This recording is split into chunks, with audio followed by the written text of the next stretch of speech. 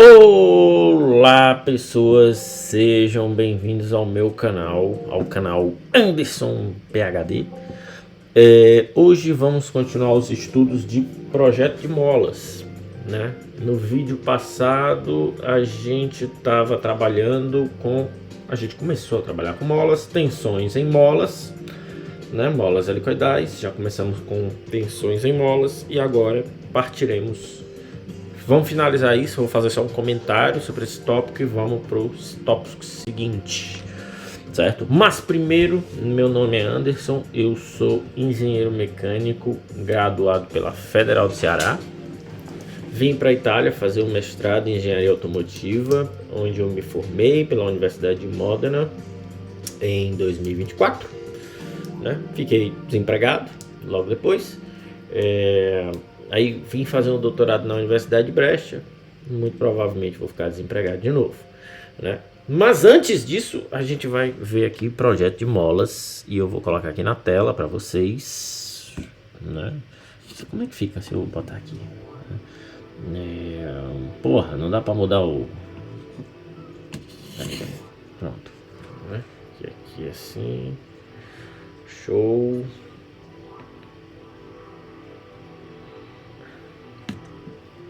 Se eu botar aqui, pronto,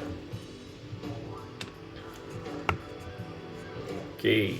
Então, hoje a gente vai vamos concluir a parte de tensões em molas helicoidais, porque a gente está primeiro trabalhando com molas helicoidais, né? Então, deixa eu olhar aqui onde paramos. Stresses in helical springs. E é aqui que a gente vai continuar.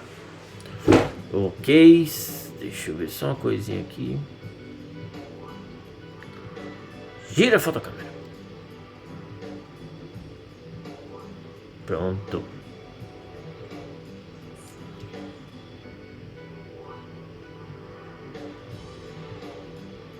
Ok. Certo. Então vamos lá, né? Eu mostro aqui Enable Preview. Ok, deixa eu ver. Melhor não. Vamos deixar só com a minha carinha mesmo, porque não tá bom. Ok, então vamos começar. Então tá, no vídeo passado a gente falou, certo, que a tensão final das molas é um compiladão, né, da tensão devido à torção causada pelas forças nas molas, né, e a tensão devido ao cisalhamento causado justamente também por essa força. Beleza, então a gente chegou ali no fim, vimos a equação da tensão que vai ficar tal igual a Ks, né, onde Ks é o coeficiente de correção, o fator de correção, certo? E esse Ks é 2C mais 1 dividido por 2C. Beleza. Então vamos continuar. Então apaga aqui. Beleza. Então a gente calculou isso aí, certo?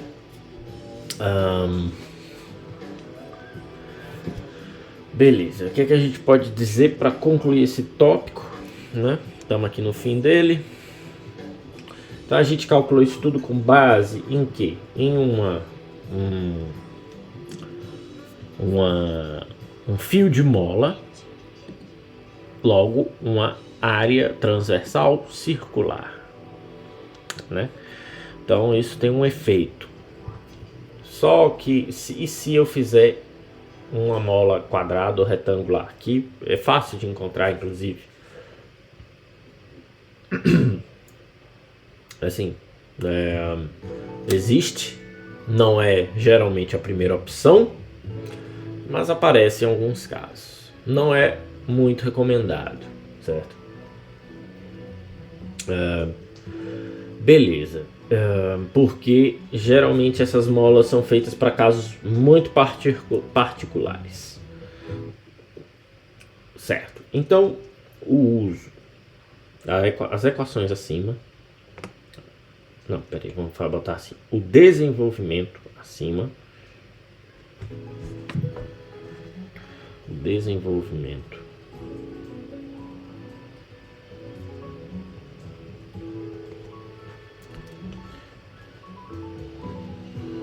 acima foi feito baseado em molas com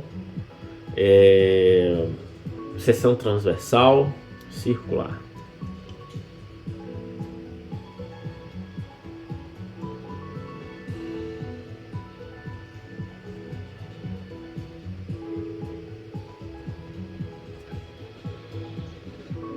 Baseado em molas helicoidais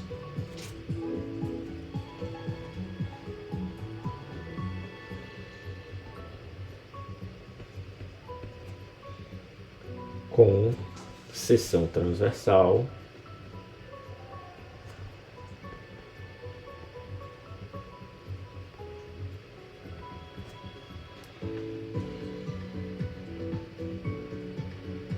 circular. Existem casos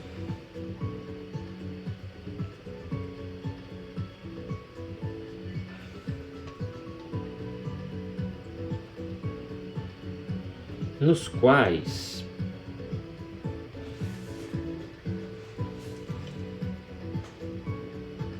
molas de seção quadrada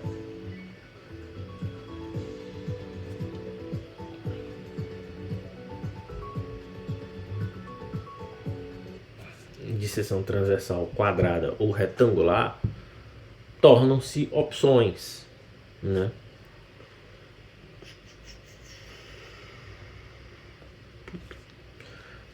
Tornam-se opções.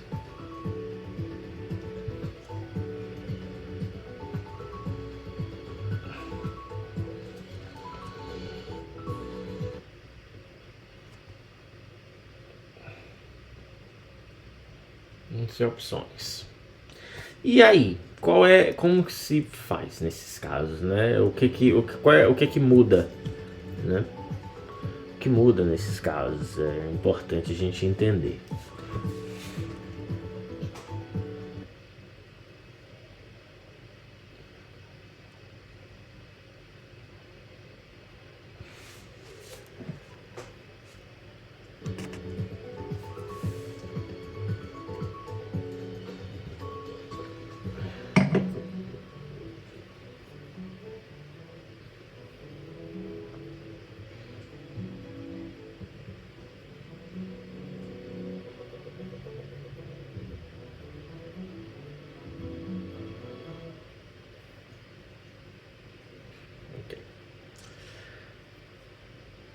Certo. Então, a gente pode considerar isso em alguns casos muito específicos.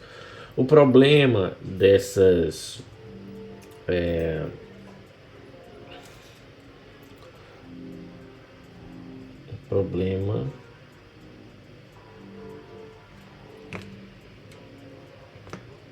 molas especiais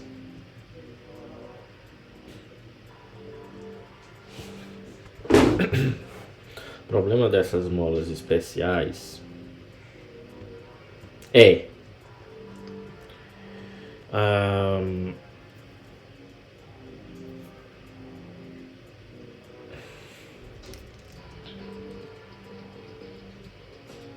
vamos botar assim, o problema dessas molas especiais está na otimização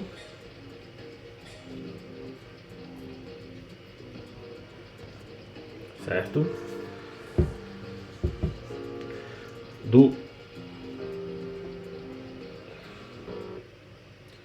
seu desenvolvimento.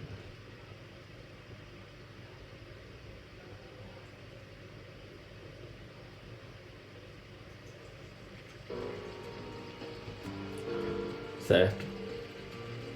O que as faz. O problema dessas molas especiais está na otimização do seu desenvolvimento, uma vez que são fabricadas em baixa escala.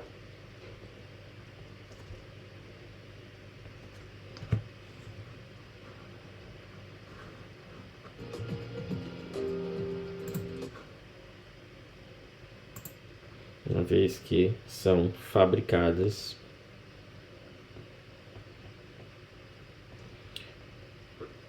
em baixa escala,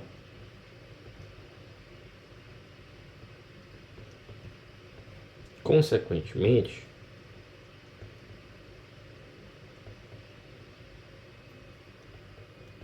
tendem a ser mais fracas que as molas circulares.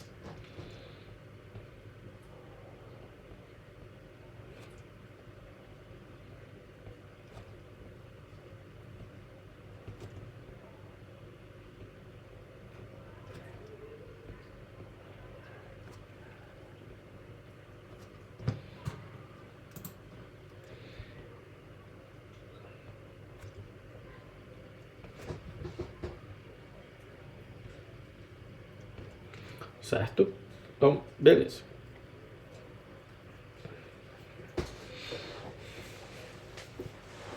Quando a estrutura tem limitações de espaço na hora do desenvolvimento, né?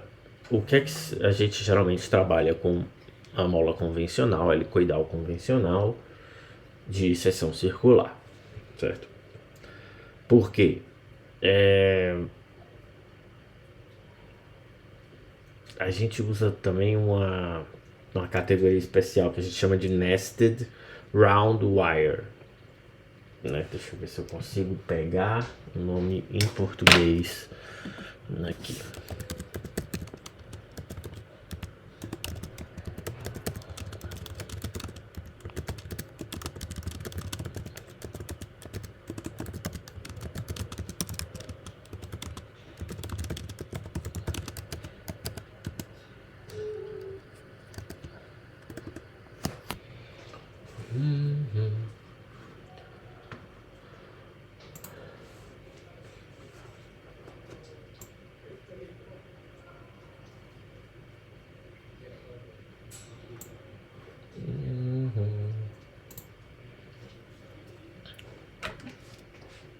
São as molas circulares normais, né?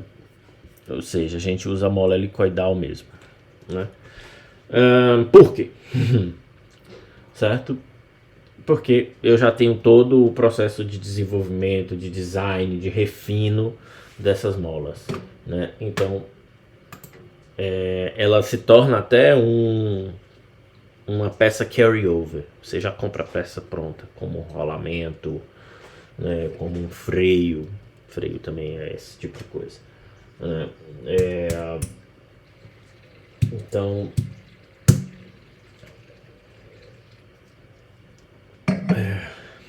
no caso de molas, geralmente a gente trabalha com esse tipo de mola. Não tem muita invenção. Beleza. Então, posto isso, encerramos esse tópico, né? Vamos agora para o efeito de curvatura. Tópico 2. Efeito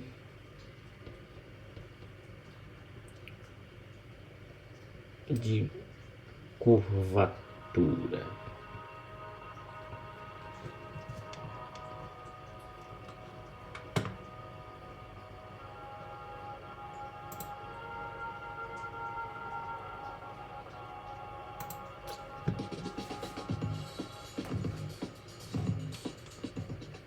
Beleza.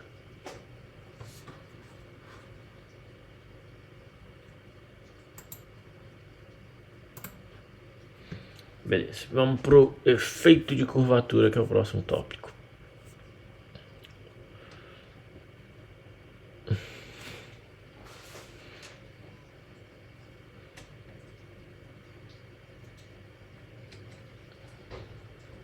Vamos lá.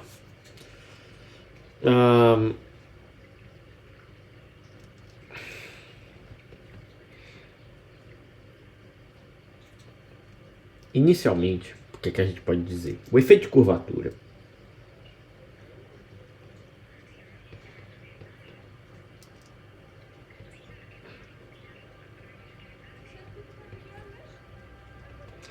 Corrige,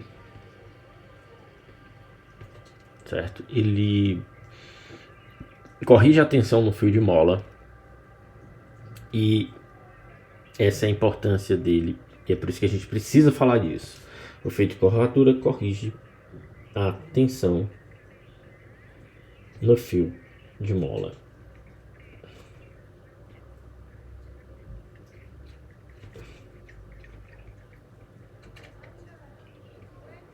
Beleza.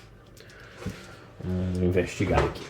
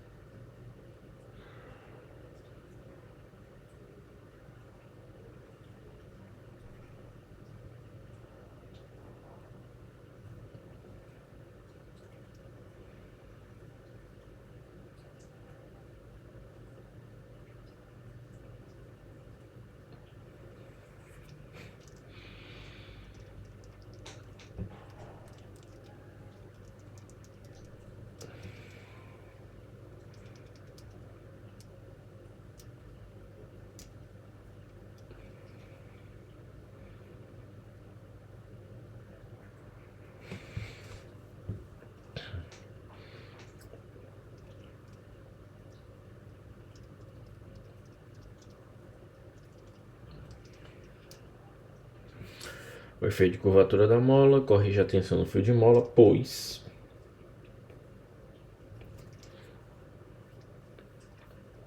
ao curvar a mola, né? Como é que eu posso dizer? Vamos botar curvar a mola.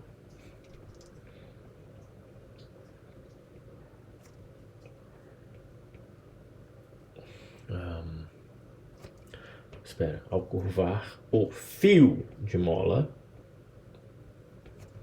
que era inicialmente reto, ele era inicialmente reto, né? A gente vai pegar e vai curvá-lo, né? Curvar o fio de mola.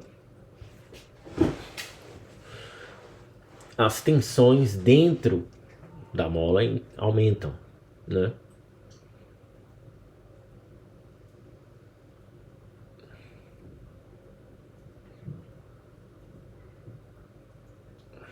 Certo? As tensões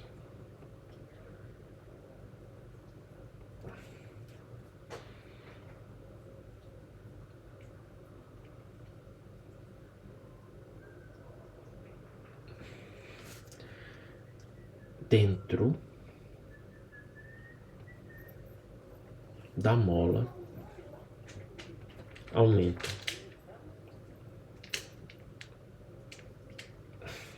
Certo? Então, quando eu pego o fio de mola, boto na máquina, a máquina vai torcer esse fio e ele vai virar uma mola. Ali eu aumento as tensões internamente ao fio. Apesar disso,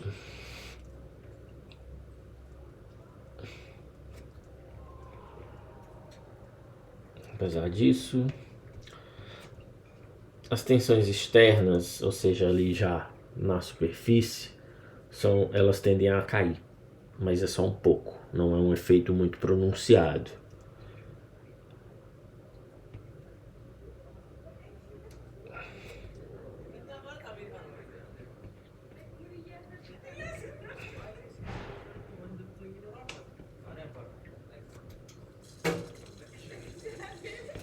Tendem a cair, porém não é um efeito muito pronunciado. É um efeito pequeno.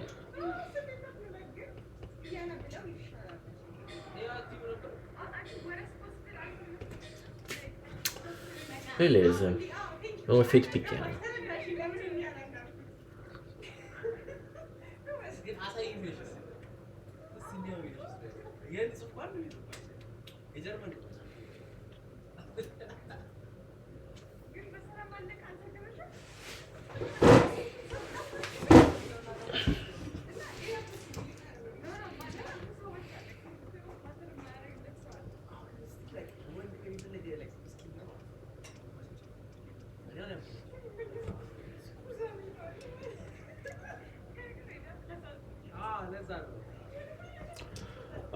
Qual é a importância disso? Esses efeitos, esse efeito de curvatura, a importância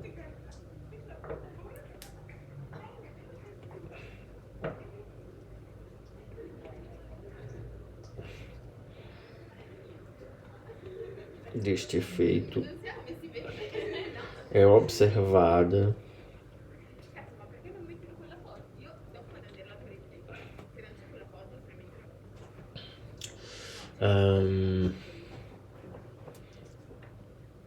principalmente em casos de fadiga.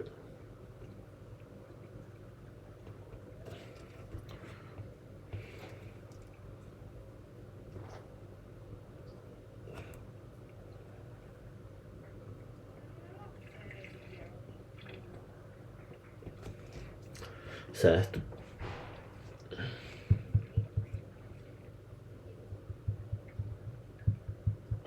Pois as cargas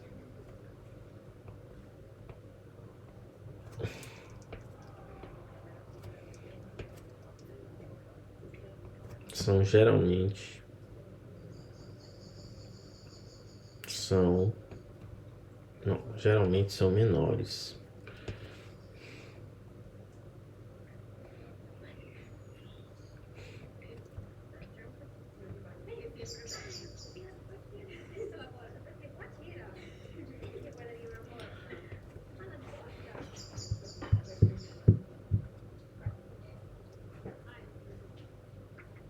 Nestes casos,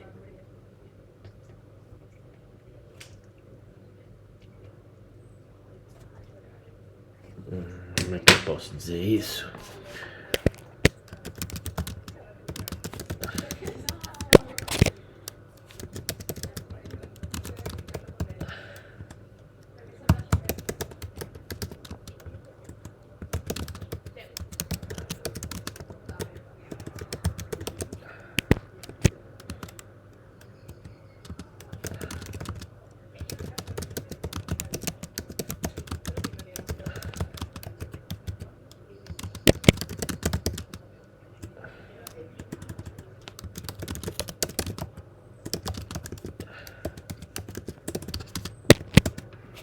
Como é que eu posso dizer isso? Nesses casos, não há possibilidade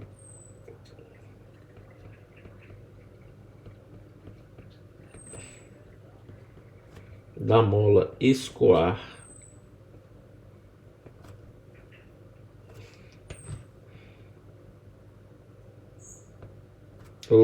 localmente, né, em pontos específicos, né, localmente.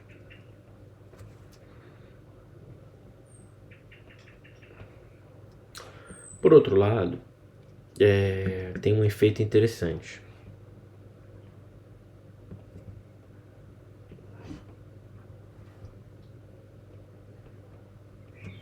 Por outro lado, em casos de carregamento estático,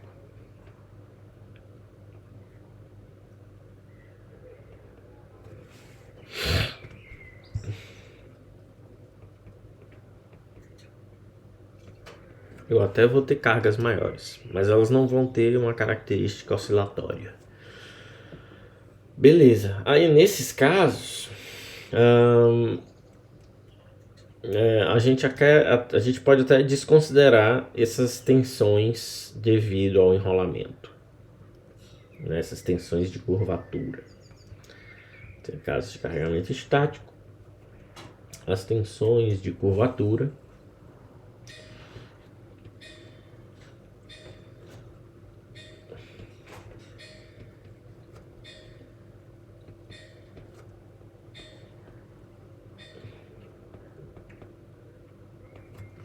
devido à curvatura podem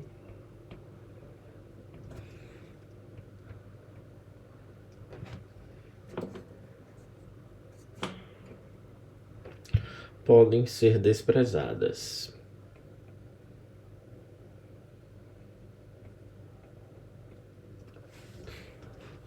Beleza? Então posso abrir mão disso aí, certo? Pois podem ser desprezadas.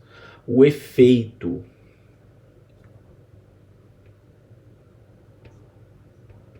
Porra, como é que é o nome disso em português, bicho? Foda.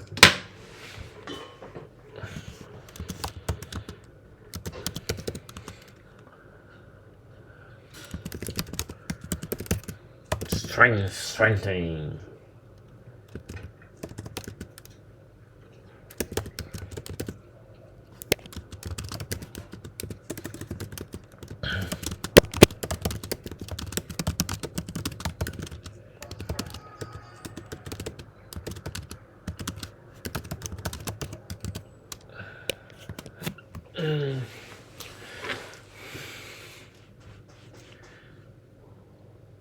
Tá, encroamento, é esse nome. Quando o material muda devido à deformação. Sendo bem rápido aqui, né? Então, o que é que nesses casos de carga estática eu acabo tendo um encroamento por deformação, certo? O efeito do encroamento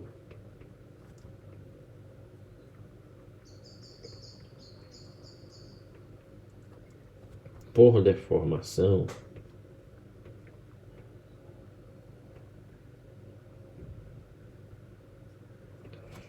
né, acaba dando um certo suporte nisso, né? Quando eu tenho carga estática e eu posso abrir mão de considerar essas tensões, né? O efeito do encroamento por deformação acaba por compensar possíveis estresses, possíveis tensões devido à curvatura.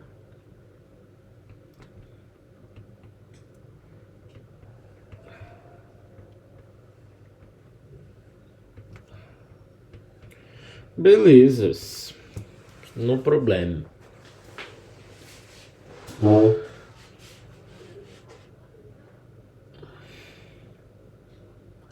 Tá, agora a gente já bateu o soninho já.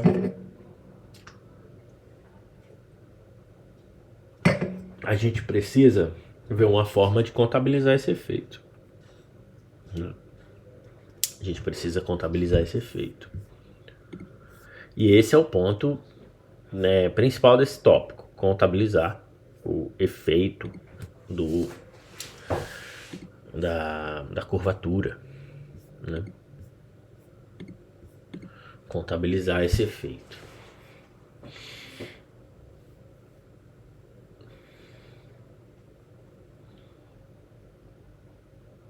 No tópico passado, a gente falou do efeito do fator de correção devido ao cisalhamento, o KS, né?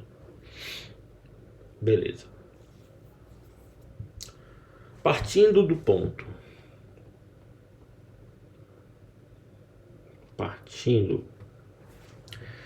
da consideração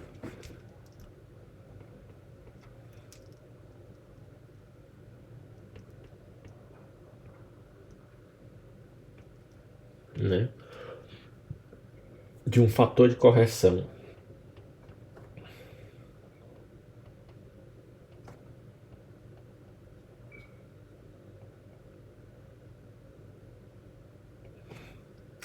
para a tensão de cisalhamento,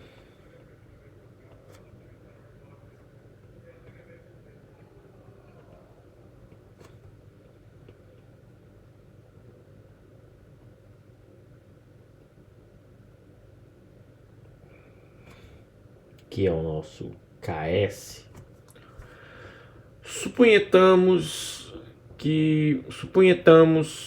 um outro fator de correção dado por K.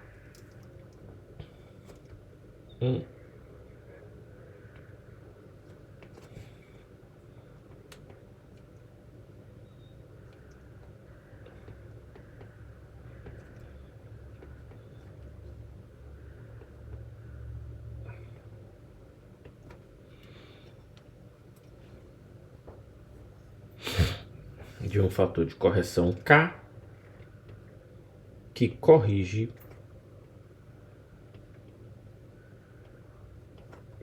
tanto os efeitos devido ao cesariamento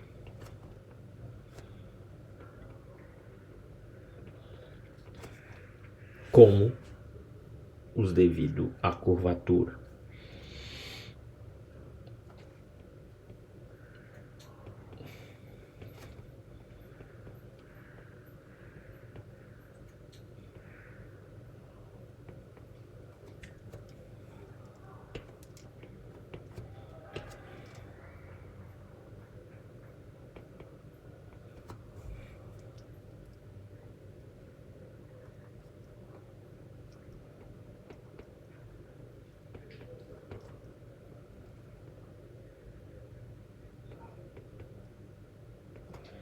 Beleza.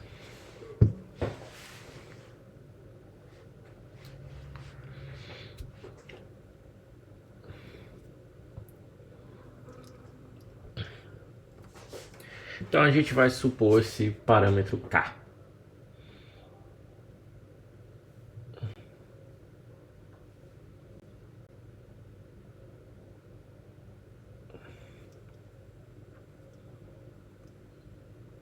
Beleza, isso são parâmetros geralmente levantados em âmbito experimental, então, ou seja, utilizado uma base de dados gigantesca. E no fundo, duas propostas foram feitas, certo?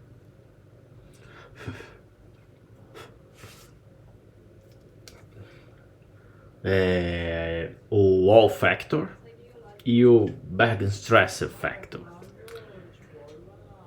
E é o que a gente vai ver agora.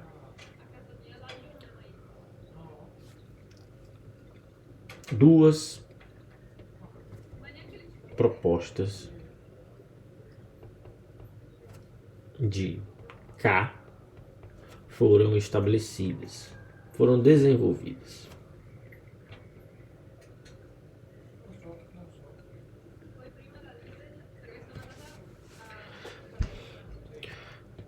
Estas ficaram conhecidas como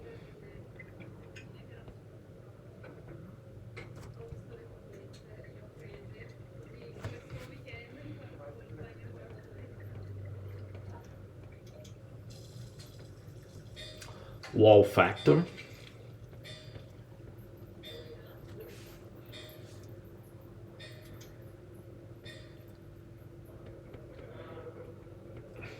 ou KW, né?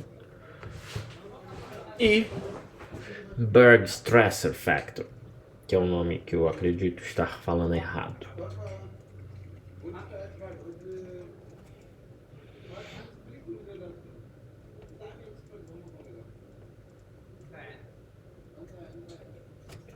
Bergstresser Factor, que é dada por KB. Beleza. Então vamos escrever o que é que foi que se encontrou disso.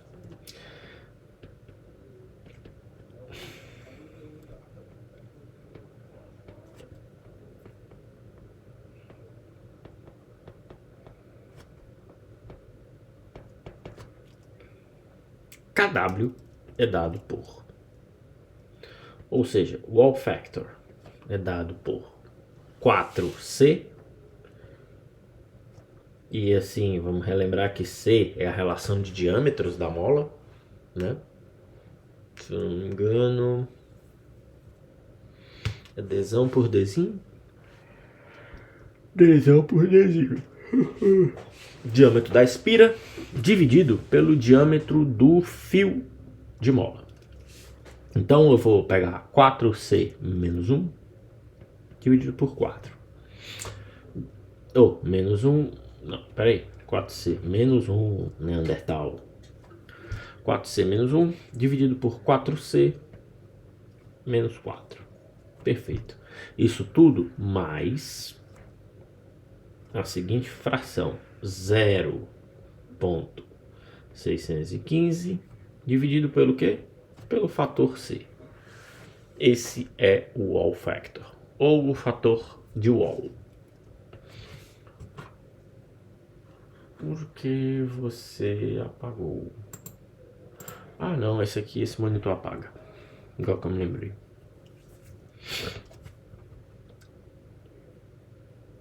Ok. Esse aqui é o fator de wall. Ok. Então, definido.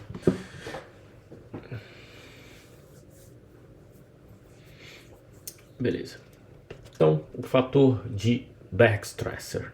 Now, KB é igual a 4C mais 2 dividido por 4C menos 3, sendo este o fator de Bergstresser.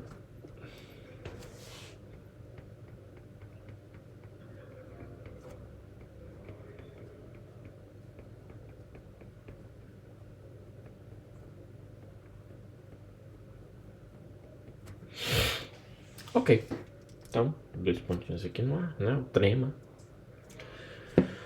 E aí, a gente vai ter que escolher, né? Porque eu tenho 2 fatores. Qual que se usa? Né?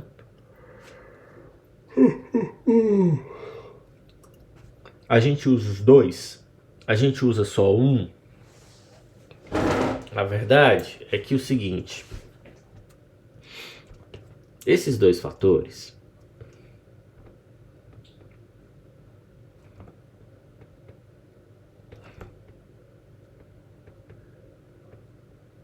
se diferenciam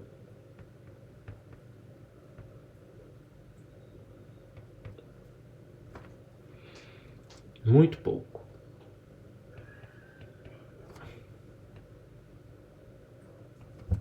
Em seus resultados.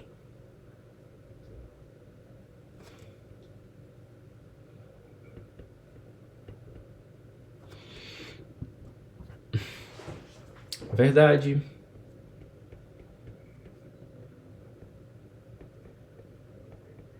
Em torno de 1%, né? Em torno de 1%. Beleza.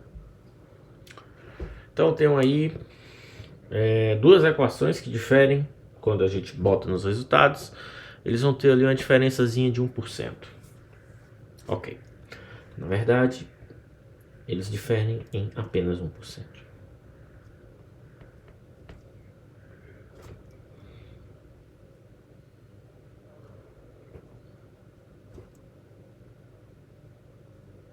Apenas 1%.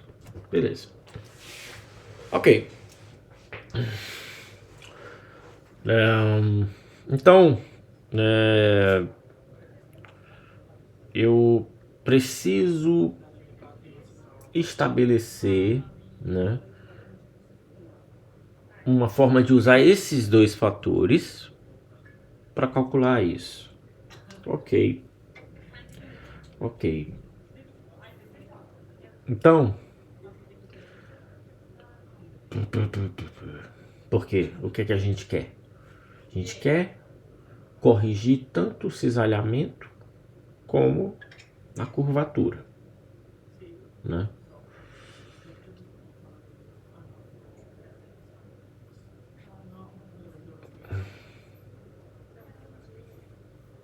Então, vamos fazer o seguinte.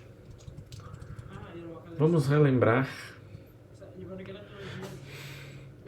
Então,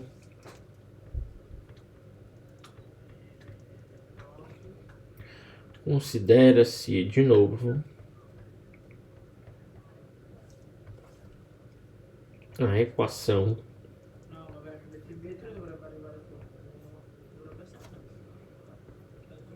de tensão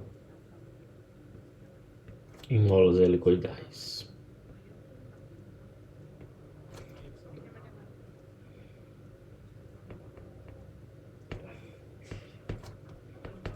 Beleza, vamos escrever aqui. Tal é 8ks, primeiro, ks vezes a divisão de 8 vezes f vezes d, dividido por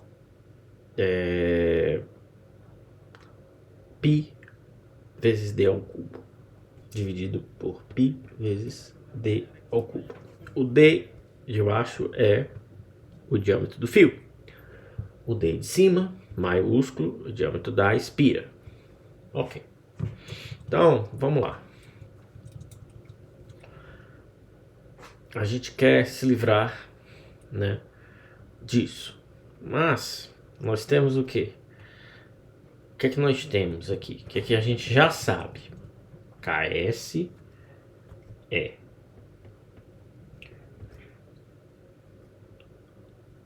2c mais 1 dividido por 2c, certo? E a gente vai pegar agora os nossos fatores novos. Copy, paste. Beleza.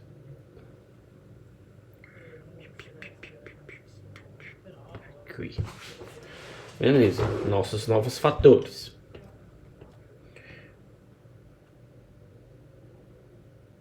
Ok.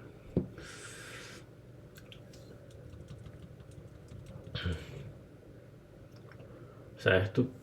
Vamos começar trabalhando com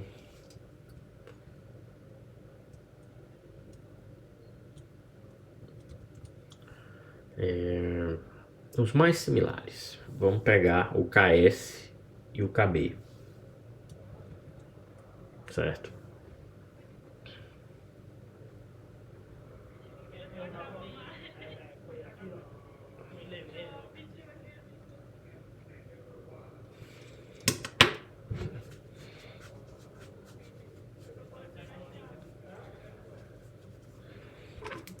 Vamos pegar o KS e o KB e vamos dividir eles. Vamos fazer uma razão de fatores. Por quê? Porque o nosso objetivo é chegar no fator de curvatura. KW e KB, né, eles trabalham com o fator de...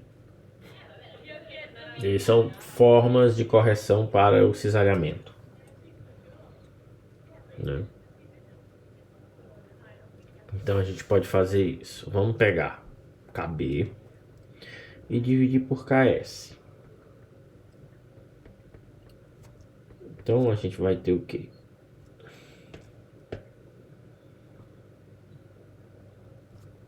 Uma divisão de 4c mais 2 dividido por 4c menos 3, e isso tudo dividido por 2c mais 1, que é dividido por 2c. No fim das contas, o que eu vou obter é uma expressão razoavelmente grande, que seria 2c, abre parênteses, 4c mais 2, fecha parênteses. E embaixo eu teria basicamente a multiplicação dos denominadores, né? Então 4c menos 3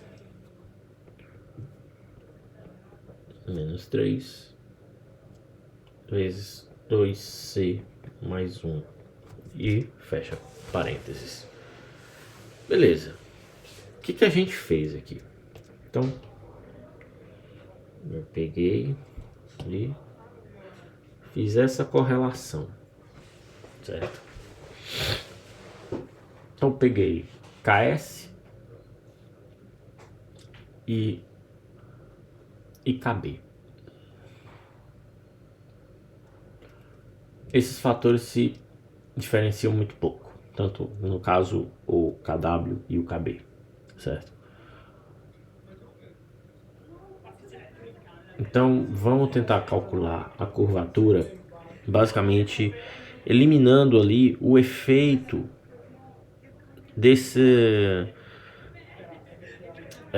o efeito do cisalhamento. O efeito direto do cisalhamento. Certo? Beleza. Então esse KB dividido por KS, a gente pode dizer que isso aqui é o quê? KC. Eita, um novo. KC é o fator de correção para a curvatura. Então, que vai ser dado por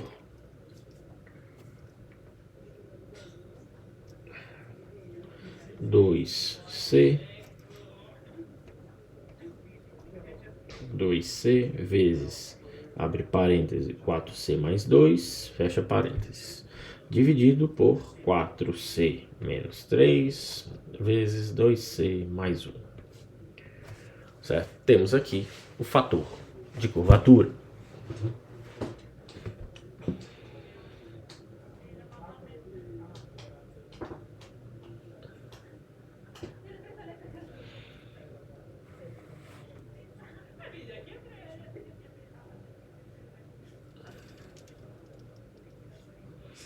Beleza. Então, temos finalmente o fator de curvatura. Tá, e aí? Temos o fator de curvatura, temos o KS para o cisalhamento, temos o KB e o KW, tanto para cisalhamento. Então a gente tem vários fatores que podem ser utilizados. Então dessa forma,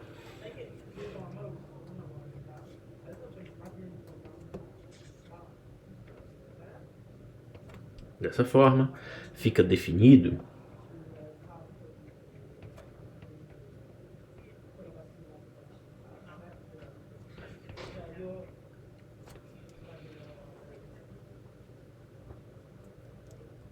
os fatores de correção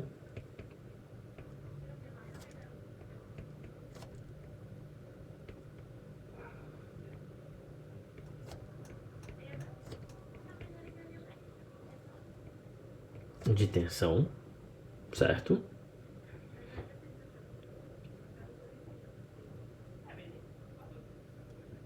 Que podem ser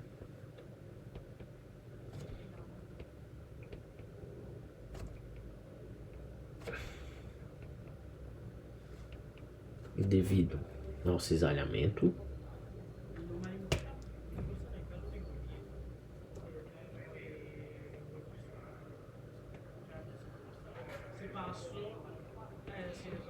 e ou devido à curvatura.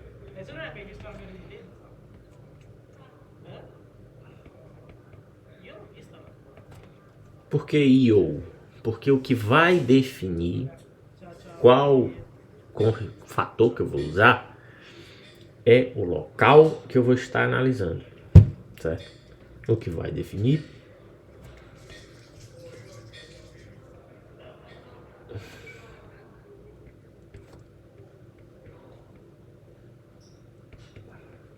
sua utilização, né?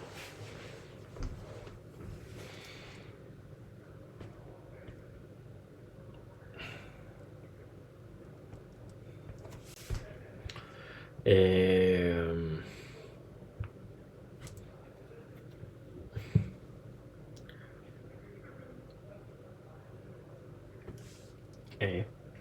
o local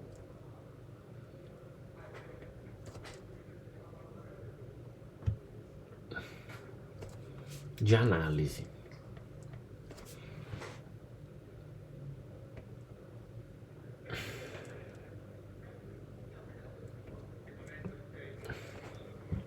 Certo? Em que se deseja um local de análise em que se deseja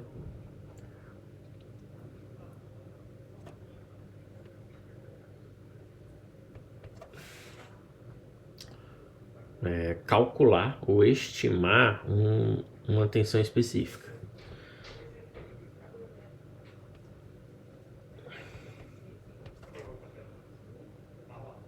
uma tensão específica.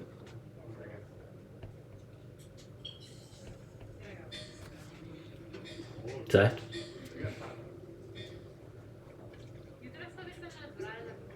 Portanto,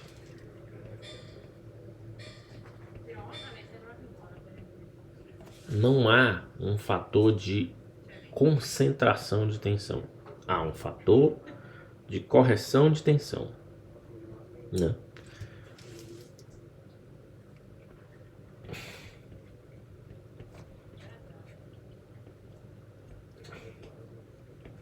Não há um fator de concentração de tensão.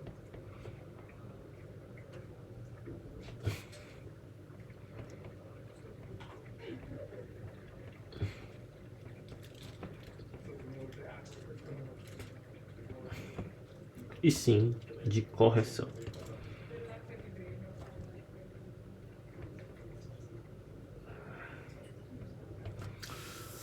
De qualquer forma, né, para eu calcular, né, para se calcular a maior tensão de cisalhamento no fio de mola,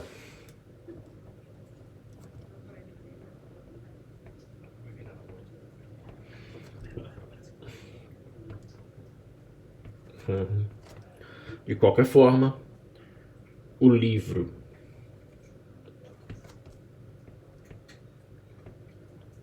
do Shigley utiliza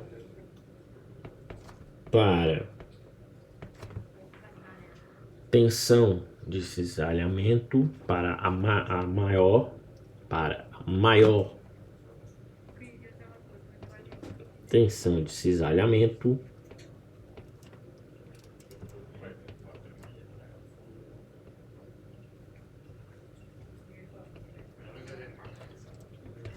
ele utiliza o que? Tal tensão de cisalhamento é igual a K. Qual K que ele vai usar? Ele usa KB. Ele prefere KB, né? Vezes 8 vezes a força vezes o diâmetro da espira, isso tudo dividido por π de diâmetro do fio ao cubo. E tá aí, né? Adicionamos o efeito de curvatura nos cálculos de tensão. Tá aí, tá posto. Próximo tópico: deflexão em molas helicoidais.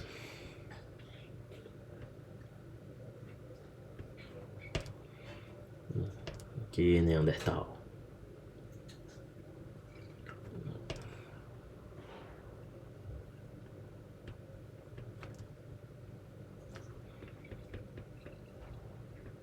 Em molas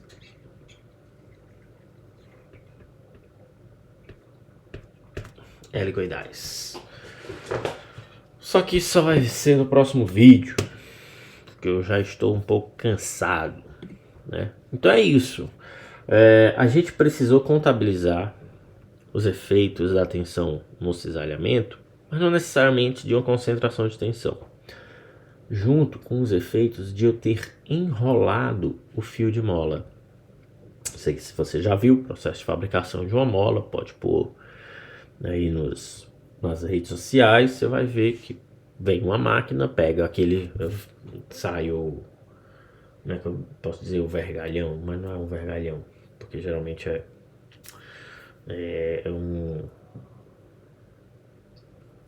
vem o fio de mola, né?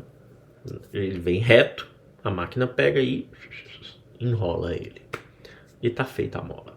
Depois você faz ali alguma usinagem para fazer as bases, né? Para colocar a mola nos alojamentos e tá feita a mola. E dali você calcula as tensões máximas de acordo com o ponto mais crítico. Calcula as tensões de torção, calcula as tensões de cisalhamento no fio, vai considerar o fator de tensão de cisalhamento, aí depois você vai considerar o fator de curvatura, né? Então é isso. Próximo tópico, deflexão em molas. Nos vemos lá nessa mais uma sessãozinha de tortura acadêmica para você. Nos vemos. Até lá.